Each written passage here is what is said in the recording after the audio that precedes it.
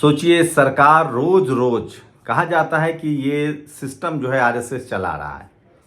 UGC की एक guidelines आई, उसका विरोध हो रहा है, लेकिन यूपीएससी में लेटरल एंट्री की भर्ती हो रही है, उसका जनरल कैटेगरी के लोग विरोध नहीं कर रहे हैं, जबकि एससी एसटी ओबीसी किसान अल्पसंख्यक विरोध कर रहे हैं।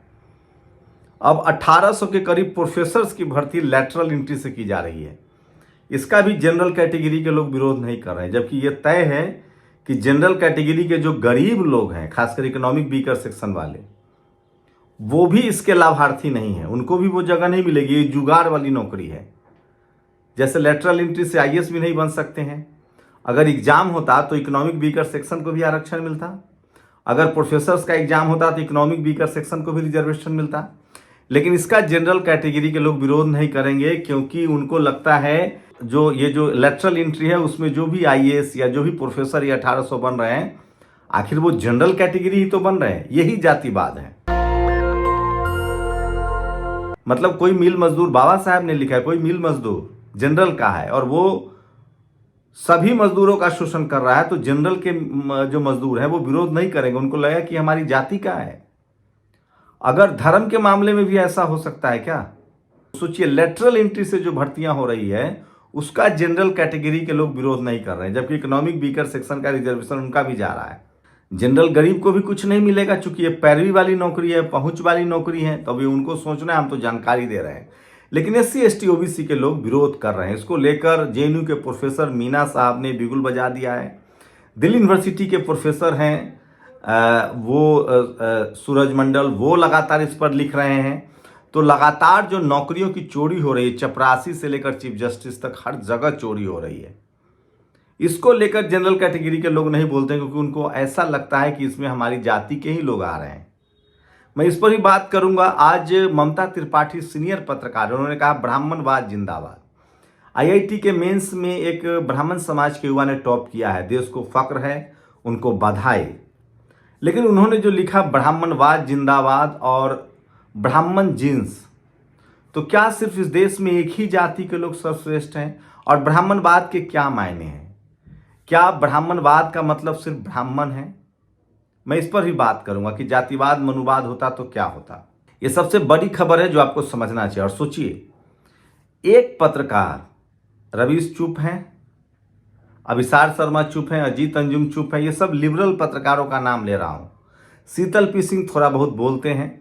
एक पत्रकार साक्षी जोशी, जो महिला पत्रकार हैं, उन्होंने कहा कि जातिवाद खत्म होना चाहिए। उसके बाद उनको ट्रोलिंग की जा रही है और सारे जनरल कैटेगरी के, खासकर ब्राह्मण समाज के लोग जिस तरह की भाषा का इस्तेमाल कर रहे हैं, गाली दे रहे हैं, वो कितना खतरनाक है इसका आप अंदाजा लगा सकते हैं। तो सबसे पहले बात जो लेटरल एंट्री हो रही है, लेटरल एंट्री के जरिए आईएएस बनाए जाते हैं। लेटरल एंट्री के जरिए अब 1800 प्रोफेसरों की नियुक्ति हो गई है देश के प्रीमियर इंस्टीट्यूट में। इस पर एससी एसटी ओबीसी के लोग तो बोल रहे हैं, क्योंकि उनका आरक्षण भी जा रहा है, उनके पास तो आरक्षण के अलावा कुछ है नहीं, भेदभाव अलग से है। लेकिन सवर्ण जनरल कैटेगरी के लोग नहीं बोल रहे हैं, उनको नहीं बोलना चाहिए। तो क्या उनको वो कंफर्म है कि ये नियुक्ति जो है वो जनरल के ही खाते में जाएगा? अगर ये सारी नियुक्तियां एससी एसटी ओबीसी समाज के कर दिया जाए तो क्या जनरल कैटेगरी के लोग बोलेंगे कि नहीं? जबकि ये सारी नियुक्तियां एससी एसटी ओबीसी की भी कर दी जाएगी, किसान अल्पसंख्यक को भी कर दी जाएगी, तो भी जो सोशल जस्टिस, समाजवाद में भरोसा रखते हैं, संविधान में भरोसा रखते हैं, वो इसका विरोध करेंगे। वो कहेंगे कि इसकी नियुक्ति एग्जाम से हो, डिग्री देखकर हो, एग्जाम से हो, आप जाति देखकर नियुक्ति मत कीजिए। ये होता है न्याय। लेकिन जितने इस तरह की भर्तियां होती है जिसमें जनरल कैटेगरी के लोगों को लगता है कि हमारे समाज के लोग ही आएंगे, तो वो इसका विरोध नहीं करते हैं। ये बड़ा सवाल है। सोचिए, आज आईआईटी का रिजल्ट आया है, 2 मुस्लिम भाइयों ने भी शानदार रिजल्ट दिया है, जो भुवनेश्वर के हैं। उन्होंने 300 में 285 स्कोर किया है। एक ब्राह्मण समाज से आने वाले युवा ने टॉप किया है, उनको बधाई। लेकिन सोचिए, उनको लेकर एससी एसटी ओबीसी लोगों को गालियां दी जा रही है। मैं तो यही कह रहा हूं कि जिस तरह से ब्राह्मण समाज के युवा ने टॉप किया है, इस देश के हर बच्चा को हर स्कूल में बराबर की शिक्षा मिले, उसे बराबर का मौका मिले। इसी की तो लड़ाई है सर। हमें आपसे नफरत नहीं है, हमें आपसे जलन नहीं है, आप और टॉप कीजिए। हम तो चाहते हैं भारत आगे बढ़े, आप इंजीनियर बने, डॉक्टर बने, वैज्ञानिक बने, मिसाइल बनाए, रिसर्च बनाए। हमें आपसे दिक्कत नहीं है, हमें दिक्कत इस बात से कि हमारा भी हिस्सा हो। जो हमारा 49% रिजर्वेशन है, और ये रिजर्वेशन क्यों मिला? अब आप कहेंगे कि अरे मेरिट से आओ। सर मेरिट एक दिन में नहीं आता है। वैसे आप बात समझेंगे नहीं, लेकिन मैं बहुजनों को बता रहा हूं, मेरिट एक दिन में नहीं आता है। जैसे अमिताभ बच्चन के बेटे जो है अभिषेक बच्चन, वो लगातार फ्लॉप फिल्में देते गए, उसके बाद भी उनकी सोशल कैपिटल थी, उनका परिवार मजबूत था, तो वो सिस्टम में बने रहे, कई हिट फिल्में भी आई। सफलता आपके फैमिली बैकग्राउंड पर निर्भर करता है। आप कोई बच्चा, जो आज एक लड़की ने लिखा है कि मैं पहली जनरेशन हूं जो लॉ कॉलेज आई हूं, आज मीना कोटवाल ने लिखा है कि मैं पहली जनरेशन हूं जिन्होंने ग्रेजुएशन किया, एमफिल किया, पत्रकार बने, बीबीसी में नौकरी की, तमाम दुनिया भर की यूनिवर्सिटी, सैन फ्रांसिस्को हो या तमाम ऑक्सफोर्ड हो, कैम्ब्रिज हो, सब जगह वो गई हैं। तो ये जो सोशल कैपिटल होता है ना, जो परिवार की संपत्ति होती है, इस देश में जनरल कैटेगरी के लोगों के पास जमीन है, संसाधन है, उनके परिवार के 7 जनरेशन से लोग पढ़ते लिखते आ रहे हैं, तो उनके पास सारी सुविधाएं हैं, इसलिए उनके सफलता का रेशियो ज़्यादा है। और जिनके पास ये सारी सुविधाएं नहीं है, ना पढ़ाई लिखाई थी, किसी वजह से, जाति की वजह से जिनको पढ़ने लिखने नहीं दिया गया, जिनके पास जमीनें नहीं है, संसाधन नहीं है, बिजनेस नहीं है, जिनको आज़ादी और 90 के दशक के बाद मौका मिला, वो तमाम 90% लोग, इसीलिए आरक्षण है कि इतनी सीटें 49% रिजर्व कर दी जाए और इसमें इन लोगों को मौका दिया जाए ताकि देश आगे बढ़े। देश में सिर्फ 3% लोग या 10% लोगों को आगे रख के आप तरक्की नहीं कर सकते हैं। देश तभी तरक्की करेगा जब 100% लोग तरक्की करेंगे। 90% लोगों को सिर्फ लाचार, बेबस और मजदूर रखकर आप काम करेंगे, तो यही जातिवाद है, यही मनुवाद है और यही ब्राह्मणवाद है।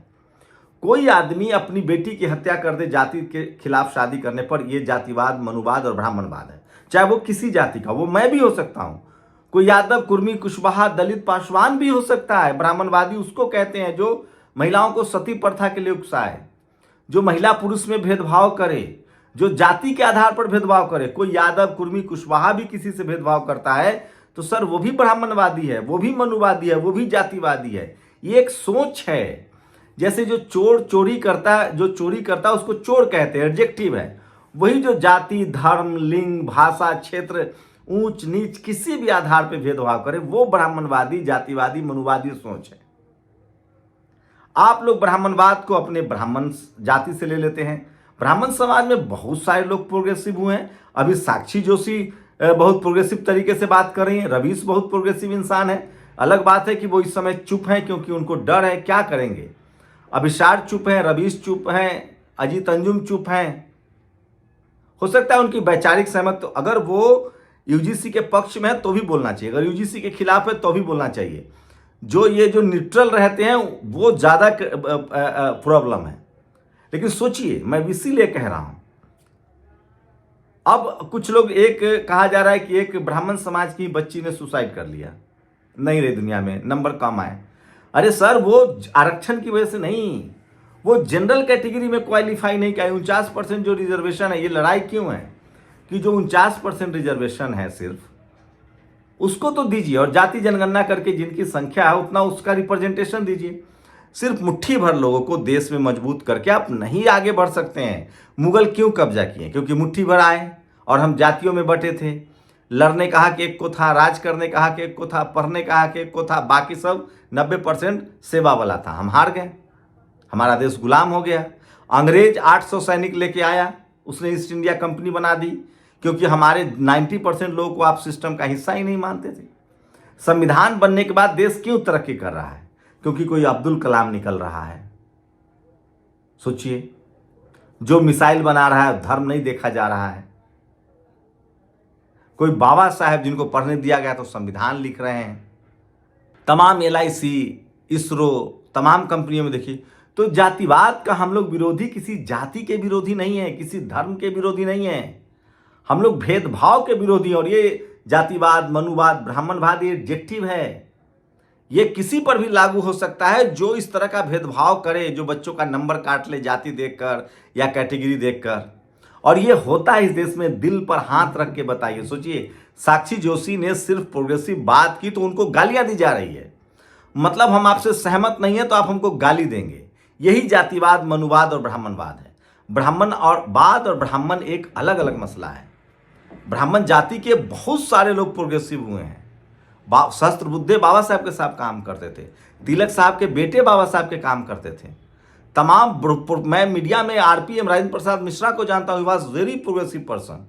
अभी जो रुचि तिवारी के साथ जो झगड़ा हुआ है वो सब ब्राह्मण समाज की महिलाएं हैं जिनकी लड़ाई हुई है।